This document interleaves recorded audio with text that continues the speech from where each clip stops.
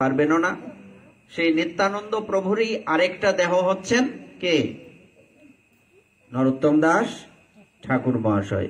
উনি রাজশাহী জেলার রামপুর বোয়ালিয়ার প্রায় 6 ক্রোশ দূরে গড়েরহাট পরগনায় খেতুরি নামক গ্রামে জন্মগ্রহণ করেছিলেন। প্রেম বিলাস নামক গ্রন্থে বর্ণিত আছে, একদিন মহাপ্রভু কানাইয়ের নাটশালা গ্রামে কীর্তনে নৃত্য করতে করতে খেতুরির দিকে তাকিয়ে নরোত্তম নাম করিয়া পুনঃ পুনঃ ডেকেছিলেন। তখন সমস্ত ভক্তগণ একে অপরের দিকে তাকাচ্ছেন। আমাদের মধ্যে তো নরোত্তম নামে কেউ নেই বা আমরা চিনিও না। মহাপ্রভু এমন ভাবে ব্যাকুল হয়ে ডাকছেন যে আমাদের থেকেও মনে হয় তার প্রতি ভালোবাসাটা বেশি। প্রভু কহে, শ্রীপাদ বুঝি করহ ভাবনা, আপনার গুণ তুমি না জানো আপনা। নীলাচলে যাইতে যত কান্দিয়াছ তুমি, সেই প্রেমা দিন দিন বান্ধিয়াছি আমি। অর্থাৎ যখন জিজ্ঞেস করা হলো যে প্রভু, আমাদের মধ্যে বা আমাদের জানা মতে নরোত্তম নামে তো কেউ নেই, তো তুমি নরোত্তম নরোত্তম বলে বারবার ডাকছো কেন এত ব্যাকুল হয়ে? তখন মহাপ্রভু কি বললেন? শ্রীপাদ, মানে নিত্যানন্দ প্রভুকে মহাপ্রভু কি বলে ডাকতেন? শ্রীপাদ। শ্রীপাদ বুঝি করহ ভাবনা, আপনার গুণ তুমি না জানো আপনা। তোমার মধ্যে কি গুণ আছে সেই গুণ তুমি জানো না। বৃক্ষ কি নিজের ফল খেতে পারে? নদী নিজের জল পান করে কি? তো নিজের গুণ নিজে লোক বুঝতে পারে না, বাইরের লোকে সেই গুণ প্রকাশ করে। মহাপ্রভু নিত্যানন্দ প্রভুকে বলছেন, তোমার মধ্যে কি গুণ আছে এটা তুমি জানো না। নীলাচলে যেতে যেতে তুমি যত প্রেমে ক্রন্দন করেছ, সেই প্রেমটাকে আমি দিন দিন একসাথে বেঁধেছি, সেই প্রেমা দিন দিন বান্ধিয়াছি আমি। এবার সেই প্রেম রাখিব আমি পদ্মাবতী তীরে, নরোত্তম নামে পাত্র দিব আমি তারে। যেই পদ্মায় আমরা স্নান করছিলাম, মনে আছে? একসাথে গিয়ে স্নান করছি না? ওই পদ্মার মধ্যে, যদিও এই পদ্মাটা এখন এদিকে চলে এসছে, আগে ওই দিকে ছিল মূল পদ্মা, পিছনে ওইদিকে পদ্মার ওই পারে যে যা দেখি, এর আরো অনেক পরে মূল পদ্মা। ওটা ভেঙে ভেঙে নদীর এপার গড়ে ওপার ভাঙে, এরকম কথা আছে না? এটা একটা শাখা, আরো পরে ছিল। তো সেই পদ্মাবতীর তীরে আমি সেই প্রেমটা রেখে যাব। সেই প্রেম রেখে যাব কার জন্য? নরোত্তম নামে একজন নৃপতি নন্দন। নৃপতি মানে সেই রাজার নন্দন, জমিদারের সন্তান। সে যখন আসবে, সেই প্রেম আমি পদ্মা দেবীর কাছে রেখে যাব। পদ্মা দেবী নরোত্তমকে সেই প্রেম দেবে, আর সেই প্রেমে নরোত্তম সারা পৃথিবীকে ডুবিয়ে দেবে। প্রেমে জন্ম হবে তার আমাবিদ্যমানে, এখনে রাখিয়া যাব পদ্মাবতী স্থানে। অতঃপর মহাপ্রভু কুতুবপুরে আসিয়া পদ্মায় স্নান করে তার কাছে প্রেম গচ্ছিত রাখলেন। ওপারে হচ্ছে জায়গাটা কুতুবপুর, আর ওইদিকে যে এরিয়া, ওখানে কিন্তু বেশি দূরে না, বর্ডার কিন্তু কাছে। ওই বর্ডারটা কি কোন জায়গায় জানেন? মুর্শিদাবাদ। মুর্শিদাবাদ আমরা শুনছি না? ওই পদ্মার ওই পারে হচ্ছে মুর্শিদাবাদ। প্রভু কহে, পদ্মাবতী ধর প্রেম লহ, নরোত্তম নামে পাত্র প্রেম তারে দিহ। অর্থাৎ পদ্মাবতী অর্থাৎ পদ্মা, এটা তো পদ্মা। এই পদ্মাই কিন্তু ভারতে গঙ্গা। ভারতের গঙ্গা বাংলাদেশে নাম চেঞ্জ হয়ে গেছে পদ্মা। তখন এই পদ্মা দেবীকে বলছেন, পদ্মাবতী তুমি এই প্রেমটা রাখো, নরোত্তম নামে আমার এক ভক্ত, পরম ভক্ত, সে যখন আসবে তুমি সেই প্রেমটা তাকে দেবে। নিত্যানন্দ সহ প্রেম রাখিল তোমার স্থানে, যত্ন করি ইহা তুমি রাখিবা গোপনে। প্রেম কি গোপনের জিনিস না প্রকাশের জিনিস? প্রেম যত গোপন, যত গুপ্ত তত পোক্ত, যত ব্যক্ত তত ত্যক্ত।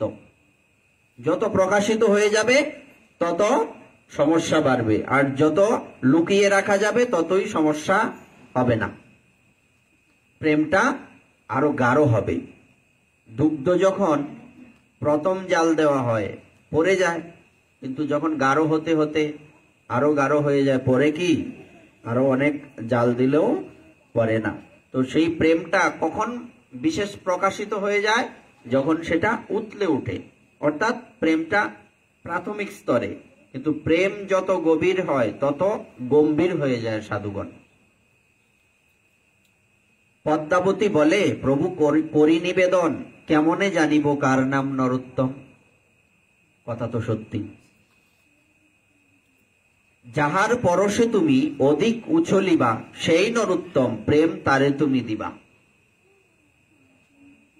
সে যখন নরোত্তম নামে পাত্র যখন তোমার জলে এসে নামবে, তখন তুমি অত্যধিক আনন্দিতা হবে। এই আনন্দ তুমি আর কোনোদিন পাওনি, আজকে যেটা পেয়েছো ওই দিন এই আনন্দটা পাবে। মহাপ্রভু বলছেন, আমার স্পর্শে আজকে তুমি যতটুকু আনন্দ পেয়েছো, নরোত্তম যখন তোমার জলে এসে স্নান করবে, তখন এই প্রেমটা, এই আনন্দটা আবার পাবে। তখন তুমি বুঝবে যে তোমার সময় উপস্থিত, তুমি সেই প্রেমটাকে নরোত্তমকে দেবে।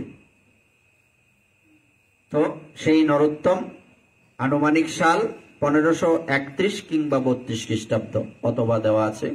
কেন এই সালটা এখনো নির্দিষ্ট নয়, অনেক বছর আগের কথা। সেই 1531 কিংবা 32 খ্রিস্টাব্দে মাঘী পূর্ণিমা গোধূলি সময়ে উনি আবির্ভূত হয়েছিলেন। ঠাকুর মহাশয়ের আবির্ভাব তিথি কবে?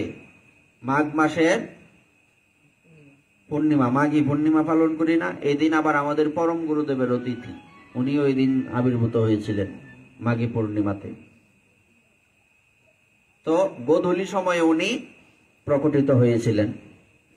বাল্যকাল সম্বন্ধে বলা আছে, উনি যখন আস্তে আস্তে আস্তে আস্তে বড় হচ্ছেন, অন্নপ্রাশন যেদিন হলো সেদিন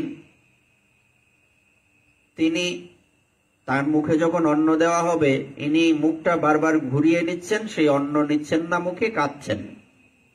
জোর করেও মুখে অন্ন দেওয়া যাচ্ছে না। তখন সেখানে একজন দৈবজ্ঞ ছিলেন। ইনি বললেন, মহারাজ, আপনার এই পুত্র কোনো সামান্য পুত্র নয়, এই ভগবানের প্রসাদ ব্যতীত অন্য কোনো কিছু গ্রহণ করবে না। তখন সেদিনই কৃষ্ণানন্দ দত্ত, জাতিতে কায়স্থ কৃষ্ণানন্দ দত্ত, সেদিনেই ওখানে বলে দিলেন, আমারই সন্তানের মুখে আজকের পরের থেকে তোমরা কেউ অপ্রসাদী দ্রব্য দেবে না। আমরা বলছিলাম না পরশুদিন যে সূত্রা গাছে আম হয় না। কৃষ্ণানন্দ দত্তের ঘোষণাটা শুনে নিন। আমরা কি করি? অনেকেই প্রসাদ ভোজি আছি, কিন্তু ছেলে মেয়েরা, ছোট মানুষ খায়, লাখ চলবে না। কৃষ্ণানন্দ দত্ত একদম ঘোষণা করে দিলেন, আমার সন্তানের মুখে এক ফোঁটা জলও যাতে অপ্রসাদী না যায়। এইটাই সত্য, আর এটাই সত্যি হয়েছিল। আর কোনোদিন তার মুখে অপ্রসাদী দ্রব্য যায়নি। তো এখানে ব্যাখ্যার বিষয় হচ্ছে, আজ পর্যন্ত যত যত ভক্ত সাধু মহাপুরুষ পৃথিবীতে এসেছেন, বাবা লোকনাথ থেকে শুরু করে যত সাধুগণ এসেছেন, একজনকে দেখান তো কোন সাধু আমিষ ভুজি ছিল? লোকনাথ বাবা আমিষ খেতেন? এটা তো 50 বছর না খাই রয়েছে, আমিষই খাইব কি আর, নিরামিষই কি খাইছে আর না খাইছে, তাই না? তো এইরকম কোন সাধু, কোন ভক্ত, ভক্তমাল চরিত্র বলেন, তারপর গৌরীয় বৈষ্ণব চরিতাবলী, গৌরীয় বৈষ্ণব জীবন, কোন সাধুগণ আমিষ গ্রহণ করেননি। তাহলে মহাজন যেন গতস পন্থা, মহাজ্ঞানী মহাজন যে পথে করে গমন। ওনারা যে পথে গমন করেছেন, আমাদের তো সে পথে গমন করতে হবে। তো ওনাদের দেখে, ওনাদের প্রথম শিক্ষাটাই আমরা যদি শিক্ষা লাভ করতে না পারি, নিজেদের জীবনে প্রয়োগ করতে না পারি, তাহলে আমরা কি কিসের মধ্যে আছি? ঘোরের মধ্যে আছি। কখনো কখনো চেনা রাস্তা ভুল হয়ে যায় না, বারবার ঘুরে ওখানেই যায়, এরকম হয় কিনা?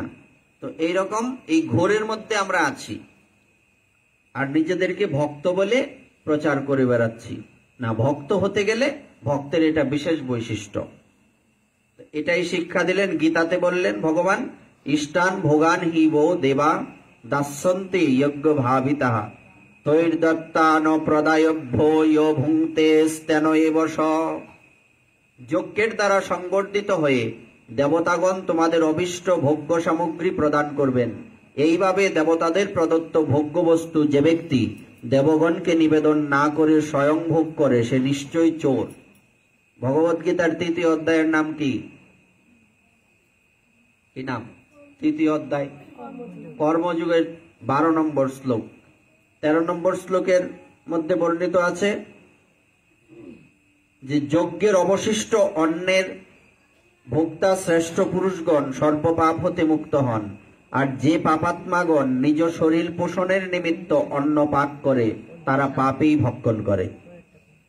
অর্থাৎ যে নিজের আহারের জন্য অন্ন রন্ধন করে বা বিভিন্ন দ্রব্য রন্ধন করে সে কি গ্রহণ করে?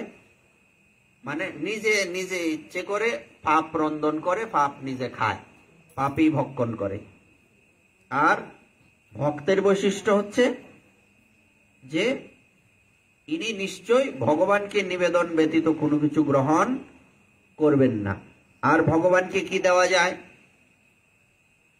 বলতে পারেন যে ভগবানকে নিবেদন করে তো সবকিছুই খাওয়া যায়, বলছে না সবকিছু খাওয়া যায়। হ্যাঁ, ভগবানের এই যে আজকে এইবার এখন দামোদর মাস চলছে, আমরা কি দামোদর মাসে ভগবানকে আমিষ রান্না করে ভোগ লাগাই? হ্যাঁ, বরং আরো কত কিছু নিষেধ আছে এর মধ্যে। আমিষ তো প্রশ্নই উঠে না, আমিষ কখনো ভগবত সেবায় লাগে না। তো এই জন্য ভগবান বলেছেন কি কি সেবায় লাগে? পত্রং পুষ্পম ফলম তম ইয়মে ভক্তা প্রয়োচ্ছতি ততহং ভক্ত উপরিতমৎস্বামী প্রয়তাত্মন। অর্থাৎ নবম অধ্যায় রাসবিদ্যা, ওখানে বর্ণিত আছে কি লেখা আছে? নবম অধ্যায়ের 26 নম্বর শ্লোক কি বলছে? পত্র পুষ্প ফল জল। ভগবানের ভোগে কি লাগে? পত্র পুষ্প ফল জল। আমিষের কথা লেখা আছে? নাই।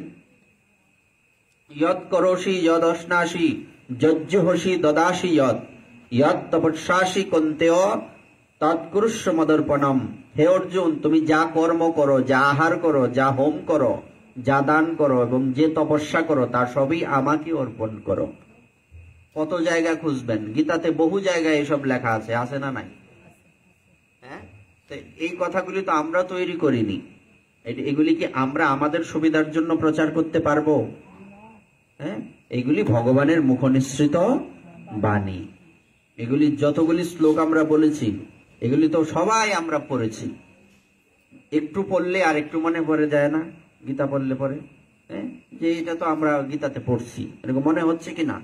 হ্যাঁ, এগুলি মূলত এটা, এখানে তর্কের কোনো সুযোগ নেই। আচ্ছা, তারপর একটা শব্দ এখানে এসছে, চোরাকরণের সময় ওনার বিদ্যারম্ভ হলো। আমাদের সমাজে অনেকগুলি সংস্কার হারিয়ে গেছে। চোরাকরণ আছে কি? চোরাকরণ কি মানুষ চিনেই না এখন। চোরাকরণ, চোরাকরণ মাথায় শিখা রাখে।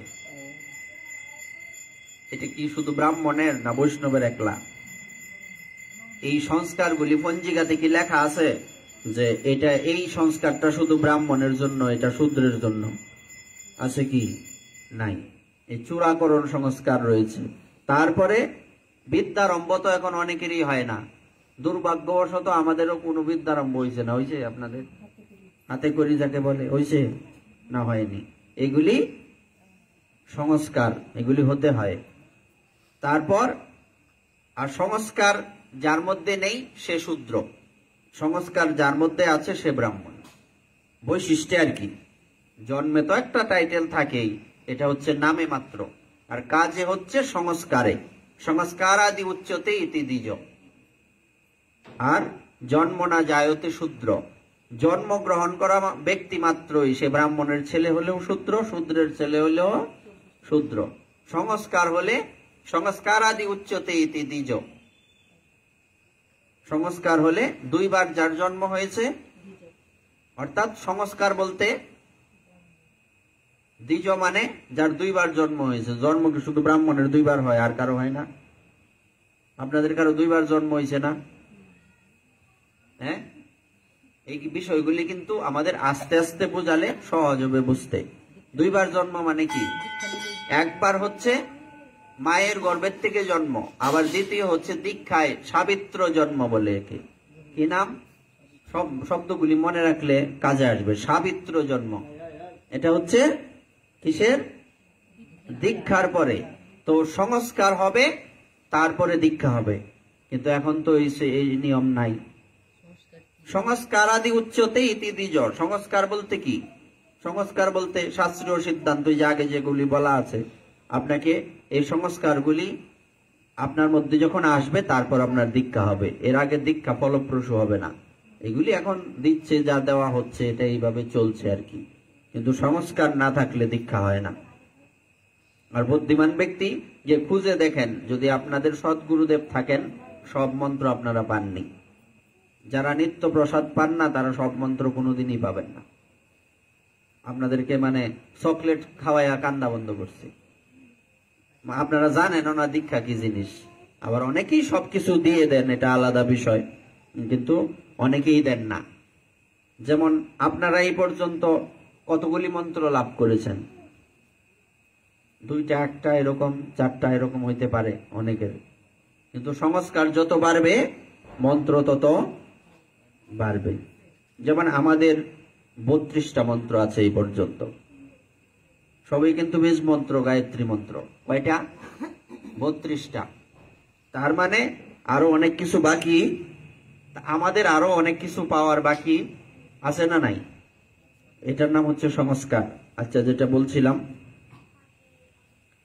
এরপর সেই ঠাকুর মহাশয় হাঁটি হাঁটি পা পা করে বড় হচ্ছেন। ছেলেবেলায় একজন সাধুর সঙ্গ উনি পেলেন, তার নাম হচ্ছে শ্রীকৃষ্ণ দাস। তার কাছে হরিকথা শ্রবণ করতেন নরোত্তম। গৌর পার্ষদ ও গৌরের কথা শ্রবণ করে ঠাকুর মহাশয় হা গৌরাঙ্গ বলে রুদন করতেন। সেই ছেলেবেলায়, ছোটবেলাতেই তার সেই ভাবের প্রকাশ হয়েছিল। উনি হা গৌরাঙ্গ বলে রুদন করতেন। কি বলতেন? হইল পাপিষ্ট জন্ম তখনে না হইল, যখন গৌর সুন্দর বিহারও করিল। আমি এমনই পাপিষ্ট, আমার জন্ম তখন হলো না যখন মহাপ্রভু পৃথিবীতে ছিলেন। আমার জন্ম তখন হলো যখন মহাপ্রভু পৃথিবীতে নেই। তার মানে আমার মতো পাপিষ্ট নেই। এই কথা উনি আক্ষেপ করতেন, দুঃখ করতেন, রোদন করতেন, গড়াগড়ি যেতেন। মনে হচ্ছে যে উনার না জানি কি হারিয়ে গেছে। এটাই সত্য। আমাদের অনুভূতি নেই বলে আমরা এগুলি ভাবতে পারি না। একদিন নিতাই চাঁদ স্বপ্নে বললেন, তুমি পদ্মায় স্নান করতে যাও, পদ্মাবতী দেবীর থেকে প্রেম নিয়ে আসো। সেই ঠাকুর মহাশয় তখন তো ওনার নাম ঠাকুর মহাশয় হয়নি, নাম ছিল নরোত্তম দত্ত। সেই নরোত্তম দাসজি, ঠাকুর মহাশয়জি, উনি কি করেছিলেন? ইনি সেই পদ্মায় স্নান করতে গেলেন। পদ্মায় গিয়ে নরোত্তমের শরীরের আগে একটু উনি কি ছিলেন? একটু কালো টাইপের ছিলেন, পরবর্তীতে গৌর বর্ণ হয়ে গেলেন। পদ্মায় প্রেম পেয়েছেন। এভাবে দিন যেতে লাগলো। আগের থেকেই তো মহাপ্রভুর বিরহে উনি একদম অত্যন্ত ব্যাকুল হয়ে গিয়েছিলেন। পরবর্তীতে এই পদ্মার থেকে প্রেম পাওয়ার পরে বিরহ আরো বর্ধিত হতে লাগলো। এবার গৌর সুন্দর স্বপ্নে আদেশ করলেন, নরোত্তম তুমি বৃন্দাবন চলে যাও। বৃন্দাবনে গিয়ে লোকনাথ গোস্বামীপাদের চরণ আশ্রয় করো। আর লোকনাথ গোস্বামীপাদকে বললেন, নরোত্তম নামে একজন রাজার ছেলে, যাকে আমি পাঠাচ্ছি, আপনি তাকে দীক্ষা দেবেন। আর তখন মস্তকে চরণ দিয়ে আশীর্বাদ করলেন মহাপ্রভু এবং সপরিকরকে দর্শন করালেন সেই স্বপ্নে। নিত্যানন্দ এবং অদ্বৈত প্রভুর হস্তে ঠাকুর মহাশয়কে সমর্পণ করলেন এই স্বপ্নে। এত কিছু হয়ে গেল। এই স্বপ্নটা আমাদের নর্মাল কোনো স্বপ্ন, আদতে সেটা স্বপ্ন ছিলই না, বাস্তবেই ছিল। তারপর এক সময়ের কথা, জায়গিরদারের আমন্ত্রণে উনি বাড়ি থেকে বের হয়ে 15 দিনের পথ অতিক্রম করে কিছুটা স্বস্তি পেলেন। মা বাবা বুঝতে পারলেন ছেলেটা প্রথমে ভাবলেন ছেলেটার বোধহয় কি কোনো বিশেষ রোগ হয়ে গেছে, নতুবা একবার হাসে একবার কাঁদে এমন করে কেন। অনেক কবিরাজ দেখালেন, কবিরাজ বললেন অসুখের তো কোনো লক্ষণ দেখি না। আসলে তাকে কোন রোগে পেয়েছে? প্রেম রোগে পেয়েছে। যাকে প্রেম রোগে পেয়ে যায় এই রোগ কি তাকে ছাড়ে না। তারপর এইভাবে দিন চলতে লাগলো। উনি কি করলেন, এইদিকে ওনার পিতামাতা খুব ভালো করে চিন্তা করলেন, না একে একটু কিসে রাখতে হবে, একটু গার্ড দিয়ে রাখতে হবে, এর অবস্থা সুবিধার না, কখন চলে যায় ঠিক নাই। কিন্তু কথায় বলে যাকে একবার মহাপ্রভুর কৃপা ভর করেছে সেই ব্যক্তিকে আজ হোক বা কাল হোক ঘরে রাখা যায় কি? বেঁধে রাখা যাবে? বেঁধে রাখা যাবে না। তো উনি 15 দিনের পথ অতিক্রম করলেন, লুকিয়ে একদিন চলে গেলেন, মথুরায় পৌঁছলেন বিশ্রাম ঘাটে। সেখানে ব্রজমণ্ডল দর্শন ও গোস্বামীগণের দর্শন, রূপ সনাতন ওনাদেরও স্বপ্নে দর্শন হলো। শ্রীজীব গোস্বামী ও শ্রীনিবাস আচার্যকে, এদিকে নরোত্তম দাস ঠাকুর মহাশয় যেদিন বৃন্দাবনে প্রবেশ করলেন এর আগের দিন রাত্রে শ্রীনিবাস আচার্য প্রভু এবং শ্রীজীব গোস্বামী ওনাদেরকে স্বপ্নে এসে রূপ সনাতন তখন প্রকট লীলায় নেই, রূপ সনাতন গোস্বামী দুজনে এসে ওনাদেরকে বললেন নরোত্তম আসছে, তাকে তোমরা কি করো, একজন এলে তাকে কি করতে হয়? রিসিভ করো। রিসিভ করে না? স্বাগতম জানাও। রিসিভ করো বললে সবাই সহজে বুঝে, স্বাগতমরা একটু কমই বুঝে। ইংলিশ এমন কিছু জিনিস আছে আমরা ইংলিশ বুঝি বেশি। চেয়ারের বাংলা কি কয়জনে জানি? কেদারা কয় কেউ না, এরকম। এবার গোবিন্দ মন্দিরে শ্রীজীব গোস্বামী ও শ্রীনিবাস আচার্যের সাথে ওনার সাক্ষাৎ হলো। শ্রীজীব গোস্বামী পাদ লোকনাথ গোস্বামী পাদের কাছে নিয়ে গেলেন। এই ঠাকুর মহাশয় শ্রীজীব গোস্বামী পাদের কাছে ভাগবত শিক্ষা করলেন, দীক্ষা পেয়েছিলেন লোকনাথ গোস্বামী পাদের কাছে। তো মহাপ্রভু লোকনাথ গোস্বামীকে স্বপ্নে বললেন দীক্ষা দেওয়ার জন্য, আর লোকনাথ গোস্বামী পাদ খুব ভালো করেই তাকে দেখলেন, বুঝতেই পারলেন মহাপ্রভু নিজে বলেছেন মানে সামান্য কোনো ব্যক্তি সে নয়, সুতরাং একে তো দীক্ষা দেওয়াই উচিত, কিন্তু একটু বাজিয়ে দেখি সে কি দীক্ষা নেওয়ার যোগ্যতা রাখে কিনা। এদের একটু বসতে উদ্বুদ্ধ করো। এই যে বিভিন্ন জায়গাতে দেখা যায় এই পাঠ তো হয়, পাঠের মধ্যে ছেলে মেয়েরা আসে, এরাই উৎপাত করে বেড়ায়, তো আর এদের কানে কোনো কিছুই ঢুকে না, বরং পাঠের আসন নষ্ট হয়, একটা তো আছেই। আর এই সব ছেলে মেয়ে বলছে যে এদের তো ছেলেবেলার থেকে আমরা পাঠে নিয়ে যাই, নিয়ে কি করো, গুড়ার ঘাস খাওয়াও, এদেরকে বসতে উদ্বুদ্ধ করো, বসাও, চকলেট দিয়া হোক বুঝাইয়া হোক বসানোর চেষ্টা করো, বুঝোক না বুঝোক কানে ঢুকলেই মঙ্গল হবে, অন্তত ঢুকতেই আছে না, ঢুকবার তো সুযোগ দিতে হবে না। এইটার থেকে আমরা কিছু সমস্যা আমাদের দূর করব। একটা সমস্যা হচ্ছে না 60টা কইলে 8টা বাজবো, এইটা আগে দূর করণ লাগবো, 1 নম্বর। 2 নম্বর হচ্ছে এই যে ছেলে মেয়েগুলির সুযোগ দেওয়া, এগুলি বসার সুযোগ করে দিতে হবে, বসাইতে হবে। হ্যাঁ, বসাও, পাশে বসায়া তাদেরকে উদ্বুদ্ধ করো, এরা শুনুক, তাইলে না মঙ্গল হবে। তারপর কি হলো যে একটু বাজিয়ে দেখিয়ে কি শিষ্য হতে পারবে কিনা। শিষ্য তো হতে পারবে, মহাপ্রভু যদি বলে একে দীক্ষা দেও, সে স্পেশাল না, সে অবশ্যই দীক্ষার যোগ্য, কিন্তু জগৎকেও তো একটু বুঝাতে হবে যে দীক্ষা কি করে দিতে হয়, কাকে দিতে পারে, কখন দিতে হয়, কাকে দিতে হয়, এগুলো শিক্ষা দেওয়ার জন্য উনি বললেন ঠিক আছে হরিনাম করতে থাকো।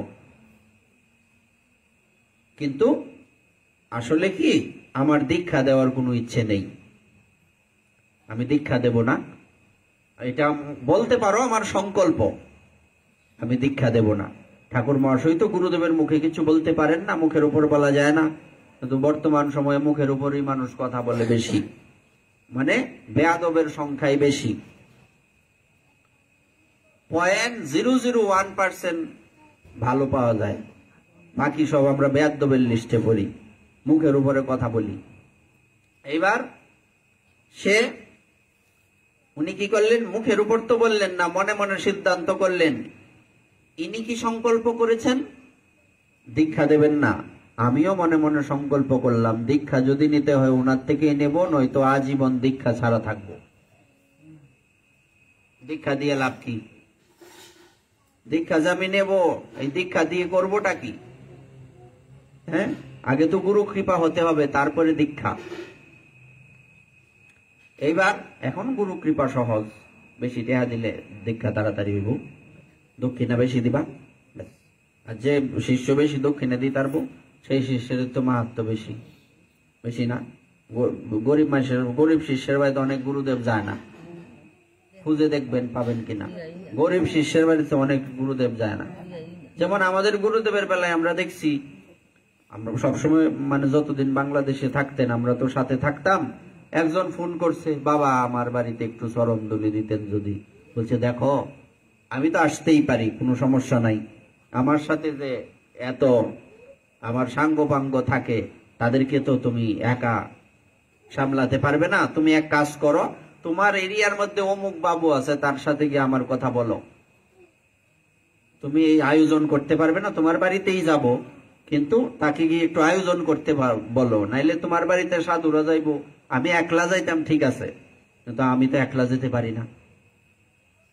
হ্যাঁ, তো এই জন্য একটু তো ব্যবস্থা থাকতে হবে, নয়তো বৈষ্ণব অপরাধ হবে।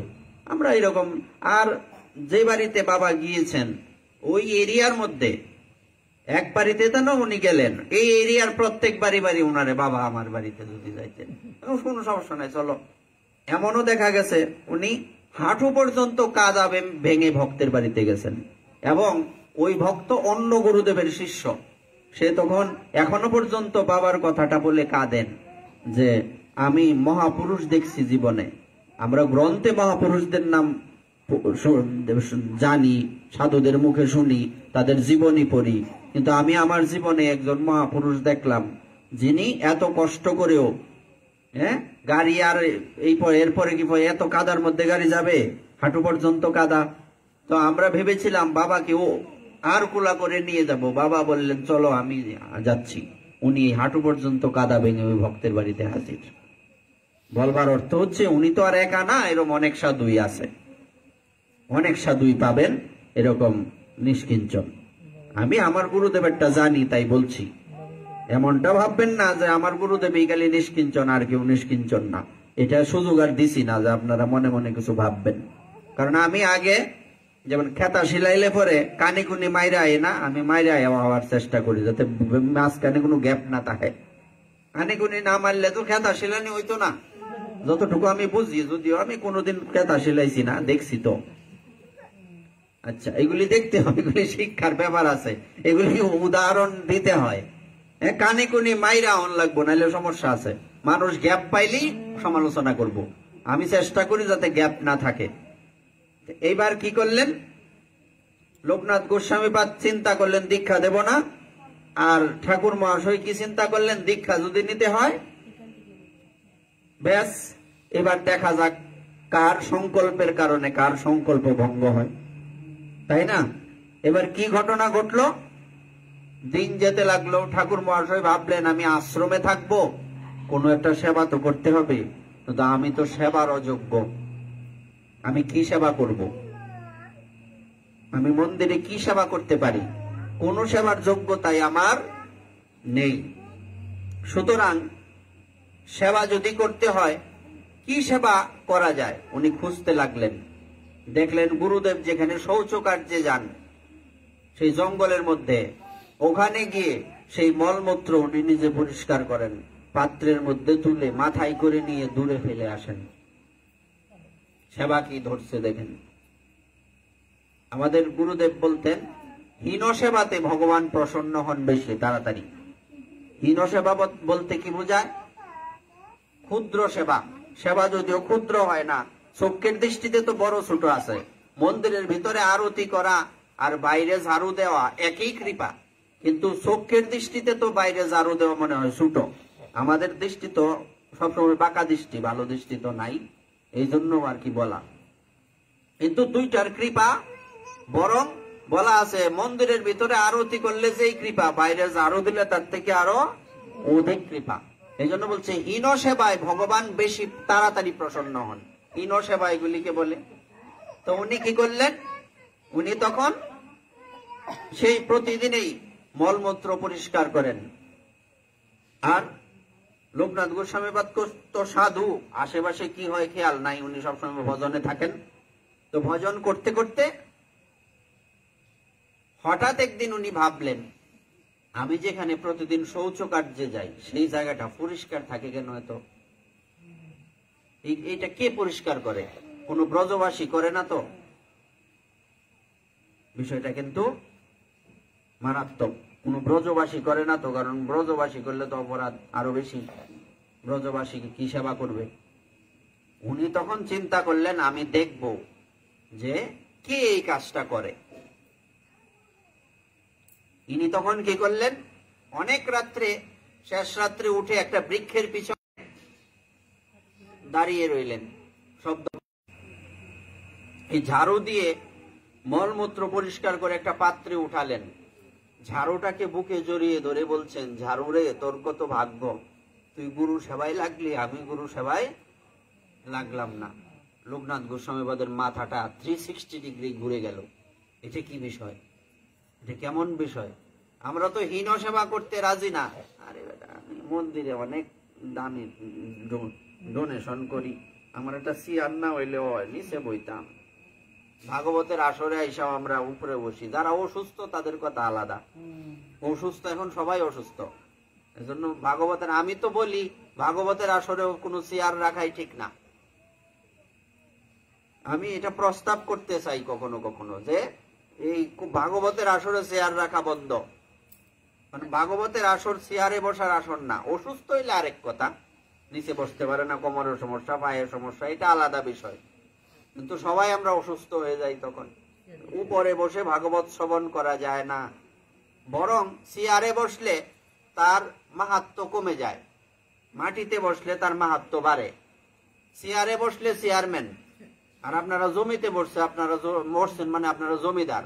জমিদার আর চেয়ারম্যান কি এক নাকি? জমিদার বড় না চেয়ারম্যান বড়? আর যারা শহীদ বয় বিভিন্ন জায়গায়, আমরা তো এখানে সোফার মধ্যে বসে সুফাদার, কিংবা চকি যদি থাকে চকি সিস্টেম প্রশাসন শহীদার, চেয়ারে বললে চেয়ারম্যান, আর মাটিতে বললে জমিদার। জমিদারই তো বড়। এই জন্য বলছে যারা হীন মনে করে নিজেকে, কালকে বলছিলাম না যে নিজেকে ক্ষুদ্র মনে করে, সেই তো ভজনের অধিকারী। সবাই তো ভজনের অধিকারী না। অহংকারী ব্যক্তি তো ভজন করতে পারবে না, তার ভজন হবে না। এটা দেখে লোকনাথ গোস্বামীপাদের ব্রেনটা, মাথাটা 360 ডিগ্রি ঘুরে গেল। আমাদের মাইকটা যেরকম ঘুরে গেছে, এখন চার্জ নাই, এরকম লোকনাথ গোস্বামীপাদের এই মাথাটাই ঘুরে গেল। সিদ্ধান্ত কি ছিল দীক্ষা দেবেন না, কিন্তু আজকে সিদ্ধান্ত করলেন না দীক্ষা দিতেই হবে, কারণ এইরকম শিষ্য পাওয়া সৌভাগ্যের বিষয়। এবার উনি কি করলেন, উনি তখন এদিনেই সামনে আসলেন ঠাকুর মহাশয়ের, নরোত্তম যাও, তোমার আজকেই দীক্ষা হবে। ইনি তখন স্নান টান করে এসে সেদিনই দীক্ষা লাভ করলেন। তারপর দীক্ষা লাভ পর্যন্ত কিন্তু শেষ না, গুরুদেবের কাজ কি বিশ্রাম? দীক্ষা দেওয়া মানে গুরুদেবের কাজ সবে মাত্র শুরু হলো। কিন্তু আমাদের বেলা এটা ভিন্ন। আমরা চিন্তা করি দীক্ষা নিলাম মানে শেষ হয়ে গেল। বিষয়টা কি এরকম? দীক্ষা নিলাম মানে শেষ না, দীক্ষা নিলাম মানে শুরু। আর দীক্ষা নেওয়ার আগে কিছু শুরুই হয়নি। আচ্ছা, এরপর পরবর্তীতে কি হলো? গুরু সেবা হলো, দীক্ষা হলো। শ্রাবণ মাসের পূর্ণিমা তিথিতে দীক্ষা হয়েছিল ওনার। কি মন্ত্র পেয়েছিলেন? অষ্টাদশ অক্ষর কিশোর গোপাল মন্ত্র। আপনারা যারা মন্ত্র দীক্ষা পেয়েছেন, কি মন্ত্র পেয়েছেন খুঁজে দেখবেন। মন্ত্র হলেই হবে না, মন্ত্র কিন্তু মারাত্মক বিষয়। মন্ত্র শুধু মুখের কথাই হবে না, আপনারা অক্ষরগুলি গুনে দেখবেন। এই যে মন্ত্র পেয়েছেন, ওই মন্ত্রের অক্ষর কয়টা? মূল মন্ত্র কত অক্ষরের হয় যদিও 10 অক্ষর মন্ত্রের কথা বর্ণনা আছে বটে, কিন্তু মূল মন্ত্র আসলে কি? অষ্টাদশ অক্ষর। সেই অষ্টাদশ অক্ষর 18 অক্ষরের বীজ মন্ত্র থাকবে। এটাকে বলে কিশোর গোপাল মন্ত্র। অষ্টাদশ অক্ষর গোপাল মন্ত্র, মন্ত্র রাজ বলে একে। এই মন্ত্রটাকে কি বলে? মন্ত্রের রাজা। তার পরবর্তীতে উনার ভজন সিদ্ধি হলো, ওখানে বৃন্দাবনে শাস্ত্র অধ্যয়ন করলেন, তার উপাধি লাভ হলো ঠাকুর মহাশয়। পরবর্তীতে ভজন করার সময় একদিন রাধারানী এসে বললেন যে আজকের থেকে তোমার দুগ্ধাবর্তন সেবা। কি সেবা? দুধ গরম করবা যুগল কিশোরের জন্য, মানে রাধারানী বলছেন আমাদের জন্য তোমার কি সেবা? রাধারানী নিজে এসে বলছেন, গুরুদেব সেবা দেন যে তোমার কি সেবা?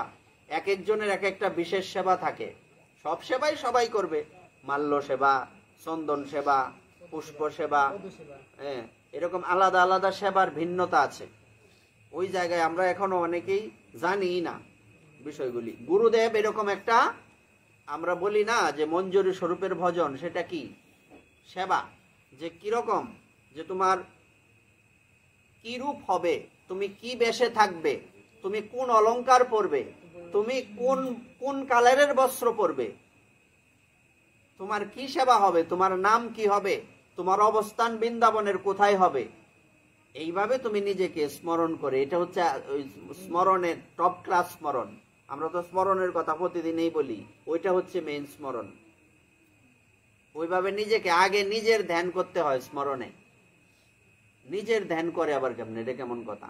বলছে হ্যাঁ, তুমি এই বেশে নিজেকে ভাবলে হবে না, তোমাকে ভাবতে হবে যে গুরুদেব যেরকম রূপ দিয়েছেন তোমাকে। কিরকম রূপ দিয়েছেন? যেমন কারো বয়স হয়তো 10 বছর 5 মাস, 10 বছর 6 মাস, এরকম। এখন তুমি যদি নিজের ধ্যান করতে গিয়া এই রূপের ধ্যান করো তাহলে হবে না। গুরুদেব এই সেবা দেবেন, গুরুদেব এরকম স্বরূপ দেবেন। হ্যাঁ, এইটা চিন্তা করতে করতে করতে করতে করতে করতে এক সময় দেখা যাবে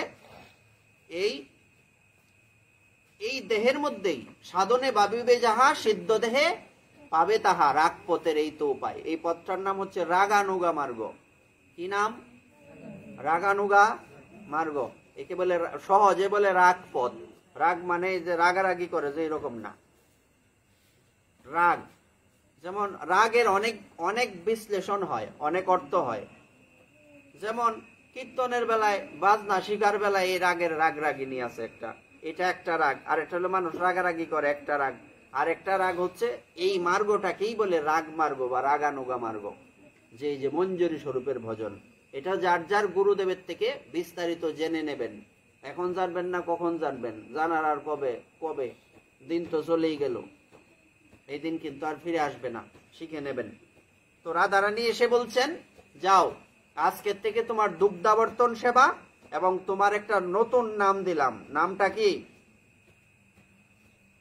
এই দুগ্ধাবর্তন সেবাটা কে করে সখীদের মধ্যে? চম্পকলতা সখী। অষ্টসখীর নাম আছে না, তার মধ্যে একজনের নাম কি? সেই চম্পকলতার নাম অনুসারে তোমার নাম দেওয়া হলো চম্পক মঞ্জুরি। কি নাম? ঠাকুর মহাশয়ের নাম রাধারানী কি দিলেন? চম্পক মঞ্জুরি। একদিন ইনি দুগ্ধাবর্তন সেবা করছেন, কিভাবে স্মরণ করছেন? বলছে কি, সাধনে ভাবিবে যাহা, সিদ্ধ দেহে পাবে তাহা। এটা কি? সিদ্ধ দেহ আর সাধন দেহের মধ্যে পার্থক্য কি? সাধন দেহ হলো আমি কানের মধ্যে গুরুদেবের থেকে মন্ত্র পেলাম, মঞ্জুরি স্বরূপ পেলাম, এটা চিন্তন করতে লাগলাম।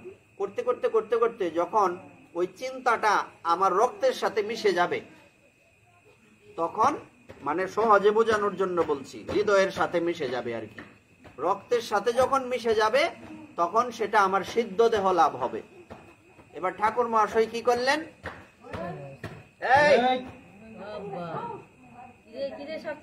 ঠাকুর মহাশয় ওনার কি সেবা ছিল?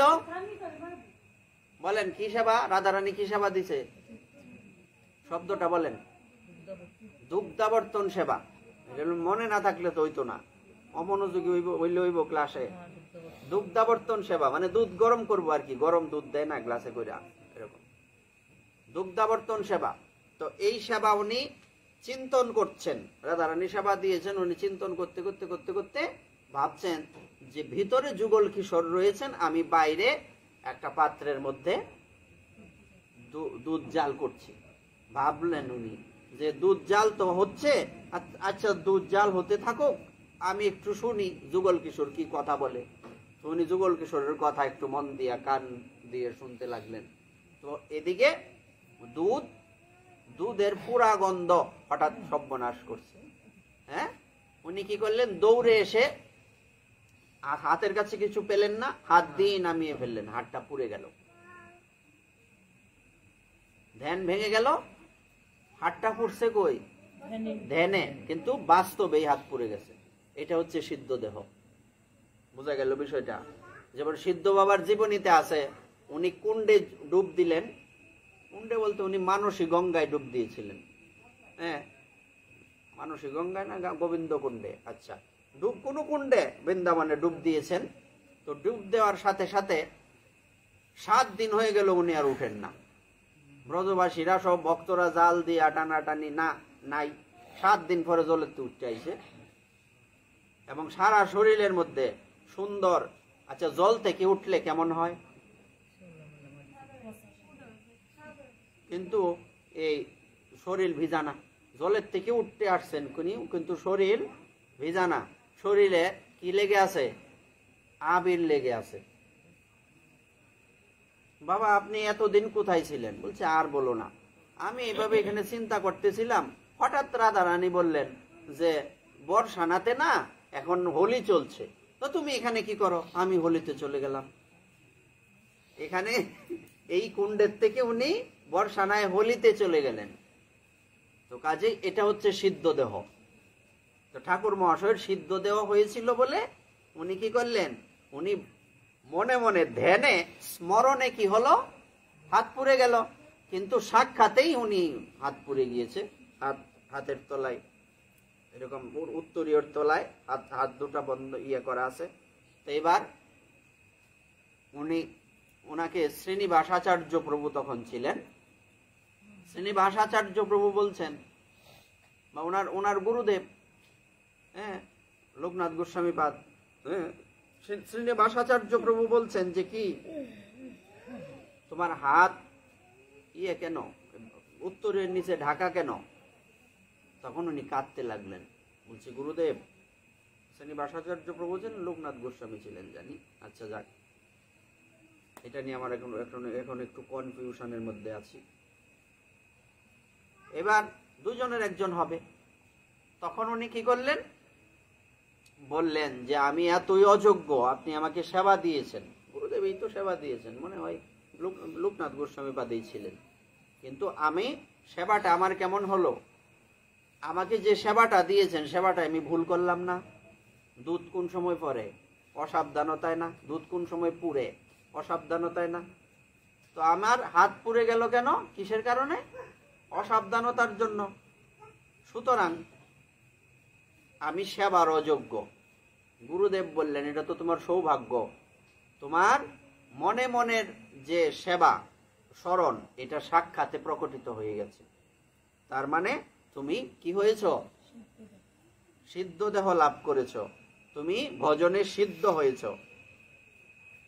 তৎপশ্চাৎ শ্রীজীব, আমরা আগেই বলছিলাম, শ্রীজীব গোস্বামীপাদের কাছে উনি কি শিক্ষা করেছিলেন? ভাগবত শিক্ষা করেছিলেন। শ্রীজীব গোস্বামীপাদ সর্বসম্মতিক্রমে নরোত্তম দাসজিকে ঠাকুর মহাশয় উপাধি দিলেন। কে দিলেন উপাধি? শ্রীজীব গোস্বামীপাদ। তৎকালীন সময়ে শ্রীজীব গোস্বামীপাদ ছিলেন সর্বাগ্রগণ্য। তারপর লোকনাথ প্রভুর কাছে, তারপর শ্রীমৎ ভাগবত শ্রীজীব গোস্বামীপাদের কাছে ষট সন্দর্ভ না, ভাগবত লোকনাথ গোস্বামীপাদের কাছেও শিখেছেন, শ্রীজীব গোস্বামীপাদের কাছেও শিখেছেন। কিন্তু শ্রীজীব গোস্বামীপাদের কাছ থেকে ষট সন্দর্ভ, ভক্তি সন্দর্ভ, প্রেম সন্দর্ভ, এরকম 6টা সন্দর্ভ আছে। এগুলি বিশেষভাবে শিক্ষা লাভ করলেন। শ্রীরূপ গোস্বামীপাদের নাটক শিক্ষা লাভ করলেন। সনাতন গোস্বামীপাদের বৃহৎ ভাগবতামৃত অধ্যয়ন করলেন। তারপর ব্রজ পরিক্রমা, গৌরে গমন। এবার ঘটনা কি ঘটল? গুরুদেব বলছেন যে তোমার ভজন সিদ্ধ হয়েছে, এবার তুমি বৃন্দাবন ছেড়ে আবার খেতড়ি ধামে চলে যাও। তখন তো ধাম বলা হলো না, খেতড়িতে চলে যাও। তখন লোকে কি বৃন্দাবনে যায় নাকি বৃন্দাবন ত্যাগ করে চলে আসে ভজন করতে গেলে? কিন্তু গুরুদেব বললেন যেতেই হবে, কিন্তু মাথায় তো বাড়ি পড়ছে, বৃন্দাবন ত্যাগ করে যেতে হবে, কিন্তু কিছু করারও নেই। বাংলাটা 3 ভাগে বিভক্ত। এই 3টা ভাগের মধ্যে এই যে এই দিক থেকে যত বলি আমরা, পূর্ববঙ্গ পশ্চিমবঙ্গ তো আছেই, তারপরে আসাম টাসাম ওই দিকটা আরো অনেকগুলি আছে, মিজোরামের অংশ আছে কিছু, হ্যাঁ, প্রায় উড়িষ্যার অনেকটা অংশ বাংলা পর্যন্ত পড়ছে। উড়িষ্যা যে একটা প্রদেশ, এটার অনেকটা অংশ বাংলা। হ্যাঁ, এই পুরোটা অংশের মধ্যে 3 জনকে প্রচারের দায়িত্ব দেওয়া হলো। এই 3 জন কারা? শ্রীনিবাসাচার্য প্রভু, শ্যামানন্দ প্রভু আর নরোত্তম দাস ঠাকুর। নরোত্তম দাস ঠাকুর মহাশয় এদিকে চলে এলেন, ওই দিকের 2টা দিক সামলালেন ওরা 2 জন। এবার ওনারা ওই দিক সামলালেন, এদিকে 4টে গরুর গাড়ি করে গ্রন্থ নিয়ে আসা হলো। গরুর গাড়ির মধ্যে কি ছিল তখন, কিসের মধ্যে গ্রন্থ লিখতো? তাল পাতায়। তো নিয়ে আসার সময় রাস্তার মধ্যে এক রাজা, সে দস্যু বলা চলে কিছুটা, দস্যু রাজা, তার নাম বীর হাম্বির। বীর হাম্বির সেই গ্রন্থ চুরি করে নিয়ে গেল। শ্রীনিবাসাচার্য প্রভু ভাবলেন যে আমার যখন গ্রন্থই চুরি হয়ে গেল, আমি এখানে অনশন করে জীবন শেষ করে দেব। এখন না একটা গ্রন্থ আছে, আরো গ্রন্থ আছে, একটা না আড়াইলো আরেকটা কিনতে পাওয়া যাবে নাকি? কিন্তু তখন তো এই ব্যবস্থা ছিল না, এগুলি লেখা, এগুলি কোথায় পাওয়া যাবে? গ্রন্থ চুরি হয়ে গেছে। ছাপাখানা ছিল কি না? তখন এই গ্রন্থের জন্য উনি যখন চিন্তা করতে করতে একদম কি জীবন নষ্ট করে দেবেন, তখন স্বপ্নে উনি সেই খবর পেলেন এই গ্রন্থ বীর হাম্বির চুরি করে নিয়ে গেছে। মনে করছে এর মধ্যে কোনো রত্ন আছে, স্বর্ণ অলংকার আছে, কিন্তু গিয়া দেখলো গ্রন্থ। উনি চলতে চলতে বীর হাম্বির রাজার ওখানে চলে গেলেন। বীর হাম্বির রাজা উনি বুঝতে পারলেন যে সর্বনাশ, সাধুর গ্রন্থ চুরি করছি, তার মানে কত বড় অপরাধ হয়েছে। আর সাধুর সঙ্গ পেয়েছেন তো, দস্যুবৃত্তির কিছুটা পুরোটাই লাঘব হয়ে গেছে। ইনি তখন সেই শ্রীনিবাসাচার্য প্রভুকে বসালেন তার রাজসভার মধ্যে, বসিয়ে ওনার সেবা করলেন। করার পর শ্রীনিবাসাচার্য প্রভু বললেন, যা চুরি করছো এটা কি জানো? যা চুরি করেছ তা কি জানা উচিত না? চুরি যখন করছো একটু জানো বিষয়টা কি। তখন উনি কি করলেন? ভাগবতের গোপী গীতের বিশ্লেষণ করলেন। এই কথা শুনে ওই দিনে বীর হাম্বির রাজা সাধু হয়ে গেলেন। অর্থাৎ গ্রন্থ চুরিটাও পূর্ব পরিকল্পিত, ভগবান পরিকল্পনা করে রাখছে, নাহলে বীর হাম্বির ভক্ত হবে কিভাবে? দেখুন, এই পৃথিবীতে যা কিছু হয় সবকিছুই পূর্ব পরিকল্পিত। তারপর কি হলো? এদিকে শ্রীক্ষেত্র মন্ডল ও গৌর মন্ডল দর্শন করে ঠাকুর মহাশয় খেতুরি ধামে চলে আসলেন। খেতুরিতে উনি মহোৎসব করেছিলেন। যারা উচ্চ লেভেলে বাংলা নিয়ে পড়াশোনা করে তারা এটা পেয়েছে, বইয়ের মধ্যে পাওয়া যায়। এই পুরো বাংলার মধ্যে সবচেয়ে বড় সম্মেলনের নাম কি? খেতুরি সম্মেলন, দেখবেন আছে। এগুলি এতে আসে, মানে হাই লেভেলের বাংলা নিয়ে যারা পড়াশোনা করে না, হ্যাঁ, নৈবৃত্তিকে আসে যে খেতুরি সম্মেলন হচ্ছে আজ পর্যন্ত সবচেয়ে বড় সম্মেলন। সেখানে 6 বিগ্রহ প্রতিষ্ঠা করা হয়েছিল। হ্যাঁ, আর বিপ্র দাসের গোলাঘর থেকে সেই সর্প বয় বিদূরিত করে, দ্বার উন্মোচন করে সেখান থেকে বিগ্রহ নিয়ে এলেন। গোলাঘর মানে কি? ধান টান রাখে না, ধানের গোলার ঘর। আচ্ছা, তারপরে হাত বাড়াতেই গৌর বিষ্ণুপ্রিয়ার বিগ্রহ ঠাকুরের কোলে এসে ঝাঁপিয়ে পড়লেন। ভিতরে কেউ যায় না, সাপ বাসা করে আছে ভিতরের, মানে যাওয়ার ব্যবস্থা নাই। কিন্তু ঠাকুর মহাশয় যেই গেলেন, ওই বিগ্রহ ঝাঁপিয়ে এসে পড়ছে ঠাকুর মহাশয়ের কোলে। বলছিলাম না, বিগ্রহ নও তুমি সাক্ষাৎ ব্রজেন্দ্র নন্দন।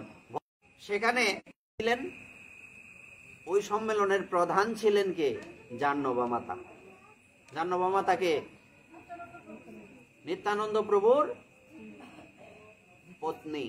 আমাদের আমাদের এই সনাতন ধর্মে নারীর মর্যাদা দেখুন কতটুকু। সন্ন্যাসী আছে না, দেখছো না মোবাইলে দেখায়? সাধু আছে, সাধ্বী। সাধুর বিপরীত শব্দ কি? হ্যাঁ। এইবার বিষয়টা কি হলো, সেই সময়ে জাহ্নবা মাতা, নিত্যানন্দ প্রভুও চলে গেলেন, অদ্বৈত প্রভু চলে গেলেন, এই মহাপ্রভু চলে গেলেন। ওই সময়ে ওই গৌরীয় বৈষ্ণবদের হালটা কে ধরেছিলেন? জাহ্নবা মাতা। এবং আপনারা এটা জেনে শুনে খুশি হবেন যে এর আগে জাহ্নবা মাতার এই সিস্টেম করার আগে একলা গোবিন্দের পূজা হতো, পাশে রাধারানী ছিলেন না। জাহ্নবা মাতা প্রথম গোবিন্দের পাশে রাধারানীকে বসিয়েছেন, এটা মনে রাখেন। রাধারানী কোথার থেকে আসছে, মানে এমনি পূজা হইতো কিন্তু বিগ্রহ ছিল না। অনেক মন্দিরে গিয়ে দেখবেন, বৃন্দাবনে আছে না, কই আছে রাধারানী? নাই। কোন মন্দিরে? সপ্ত দেবালয়ের মধ্যে কি আছে? নাই। আর কোথায়? বাকি বিহারিতে আছে? নাই। অনেক মন্দিরে শুধু কৃষ্ণ, একা কৃষ্ণ। কিন্তু এই রাধারানীর পূজা হতো তখনও, কিন্তু বিগ্রহ ছিল না। বিগ্রহটা কে প্রতিষ্ঠা করেছেন? জাহ্নবা মাতা। আচ্ছা, তারপর সেই জাহ্নবা মাতা উনি সেই উৎসবে রন্ধন করেছিলেন, খেতরি উৎসবে। খেতরি এমনি ধাম হয়ে গেছে না, ওখানে মহাপ্রভু নিত্যানন্দ অদ্বৈতাদি ওনারা ছিলেন না, কিন্তু সেখানে ওনারা সাক্ষাতে এসেছিলেন। সেখানে সপার্ষদ মহাপ্রভু এসেছিলেন, তখন প্রকট লীলায় ছিলেন না, ওনারা চলে গিয়েছিলেন, কিন্তু আবার সাক্ষাতে এসছে, স্বপ্নে না। এই বাবা দাঁড়া, স্বপ্নে না, কিন্তু কিভাবে এসছেন? সাক্ষাতে এসছিলেন। আর ওখানে 6 বিগ্রহ প্রতিষ্ঠা হয়েছিল। কয়টা বিগ্রহ? কি কি নাম? গৌরাঙ্গ, বল্লভীকান্ত, শ্রী ব্রজমোহন, শ্রীকৃষ্ণ, শ্রী রাধাকান্ত, শ্রী রাধারমন। এই 6টা বিগ্রহ প্রতিষ্ঠা হয়েছিল। হ্যাঁ, তারপর সেই ঠাকুর মহাশয়, ওনার কিন্তু অনেক ব্রাহ্মণ শিষ্য ছিলেন। উনি কিন্তু নিজে ব্রাহ্মণ না। ব্রাহ্মণ কি? উনি তো কায়স্থ। ওনার ব্রাহ্মণ শিষ্য ছিলেন অনেক, কিন্তু কিছু কিছু ব্রাহ্মণেরা এটা তাদের চক্ষুশূল হয়ে গেল। ইনারা তখন চিন্তা করলেন যে তাকে পাণ্ডিত্যে পরাজিত করব শাস্ত্র যুদ্ধে, পরে তারে দেখা যাক, এই দেশ থেকে বিতাড়িত করব। এরকম কয়েকজন ছিল, কিন্তু সেই ব্রাহ্মণরা পারেননি। কেন? খেতরিতে সেখানে সেই ব্রাহ্মণ কয়েকজন এসছেন, কিন্তু এখানে দেখা গেল ঠাকুর মহাশয়ের 2 শিষ্য, ঠাকুর মহাশয়ের 2 শিষ্য, ওনারা 2 দোকানদার রূপে ওখানে 2 দোকানে বসা। এবার তারা গেছে কিছু কিনতে, ব্রাহ্মণেরা অনেক দূর থেকে আসছে। হ্যাঁ, এরা সংস্কৃতে কথা কো, সর্বনাশ। যেই এরিয়ার দোকানদারের সংস্কৃতে কথা কো, এই জায়গাটা, এই নরোত্তম না জানি কত বড় পণ্ডিত, সর্বনাশ, মান সম্মান যাইব, তাহন যাইতো না। ওনারা ওখান থেকে চলে গেলেন, ওখান থেকে চলে গেলেন। তারপর আরো অনেক ব্রাহ্মণদেরকে মহাপ্রভু তর্ক যুদ্ধে, শাস্ত্র যুদ্ধে পরাজিত করলেন। তারপর ওনার সবচেয়ে প্রধান শিষ্য ছিলেন গঙ্গা নারায়ণ চক্রবর্তী, যারা আপনারা ঠাকুর মহাশয়ের পরম্পরায় আছেন। মানে কি পরিবার? ঠাকুর মহাশয়ের পরিবার। এই পরিবারে দেখবেন গঙ্গা নারায়ণ চক্রবর্তীর নাম আছে, আছে না নাই? উনি হচ্ছেন মহাপ্রভুর আর ঠাকুর মহাশয়ের প্রধান শিষ্য। উনাকে দায়িত্ব দিয়ে আছে না, গুরুদেবের পরে গুরুদেব কাকে দায়িত্ব দিয়ে যান। তারপর এর পরবর্তীতে আর কি হলো, সেই ঠাকুর মহাশয় এই ওখানে বসে খেতরি দামে এই গ্রন্থ লিপিবদ্ধ করলেন। কি গ্রন্থ লিখছে? ঠাকুর মহাশয়ের বিশেষ গ্রন্থ, এবং গৌরীয় বৈষ্ণবদের যেটা কণ্ঠমণি হওয়া উচিত, মুখস্থ থাকা উচিত, সেই গ্রন্থের নাম কি? কি বলো? প্রেম ভক্তি চন্দ্রিকা ও প্রার্থনা। এই গ্রন্থ উনি লিপিবদ্ধ করলেন। নিজের ভজনের লালসা, নিজের ভগবানকে পাওয়ার লালসা, বৃন্দাবনে বাস করার লালসা, বিভিন্ন কিছু উনি রচনা করলেন। এবং মহাজনগণ বলেন, প্রেম ভক্তি চন্দ্রিকাতে এত সুন্দর সিদ্ধান্ত রয়েছে, এমন সিদ্ধান্ত সচরাচর বেদ পুরাণেও পাওয়া যায় না। আরো এর থেকে বড় কথা কি পৃথিবীতে আছে? আপনারা বলেন। আমার তো মনে হয় যে এর থেকে বড় কোনো কথা পৃথিবীতে থাকতে পারে না। তো এবার উনি কি করলেন, একদিন উনি শিষ্যদের বললেন, চলো পদ্মায় স্নান করব। উনি স্নান করতে গেলেন, আর স্নান করতে গিয়ে যখন শিষ্যরা শরীর মর্দন করছেন, তার শরীরটা দুধ হয়ে জলের সাথে মিশে গেল। ওখান থেকেই হয়তো কিছু জল এনে একটু তার পরবর্তীতে সমাধি রচিত হয়েছিল। হ্যাঁ, পরবর্তী বৃন্দাবনেও ওনার সমাধি রয়েছে। বৃন্দাবনেও সেই সমাধি অনেক টাইপের হয়, পুষ্প সমাধি। হ্যাঁ, শরীরের যে কোনো অঙ্গ নিয়ে কোথাও শ্মশানে যদি ইয়ে করা হয়, দাহ করা হয়, ওখান থেকে একটা কয়লান বা কি কাষ্ঠ নিয়ে সমাধি করা হয়। অনেক জাতের সমাধি, পুষ্প সমাধি বেশিরভাগ। বৃন্দাবনে যত সমাধি, স্মরণে পুষ্প সমাধি বেশিরভাগ। বৃন্দাবনেও সমাধি আছে। হ্যাঁ, ওখানে মন্দির তো আছে, অবশ্যই মন্দির আছে। সেই ঠাকুর মহাশয়ের চরণে আমরা এই ব্যাসপীঠ থেকে প্রণাম জানাই। ওনার পদাঙ্ক যাতে আমরা কিঞ্চিত অনুসরণ করতে পারি, এটাই ওনার চরণে প্রার্থনা। মূর্তৈব ভক্তি কিময়ম বিশেষ বৈরাগ্য সারস্ত অনুমান নৃলোকে সম্ভাব্যতে কৃতিবি সদৈব তস্মৈ নমঃ নরোত্তমায়। সেই নরোত্তম দাস ঠাকুর মহাশয়ের চরণে প্রণাম জানিয়ে, সকল ভক্তদের চরণে প্রণাম জানিয়ে আজকের এই ভাগবতের এখানেই দেওয়া হলো বিশ্রাম।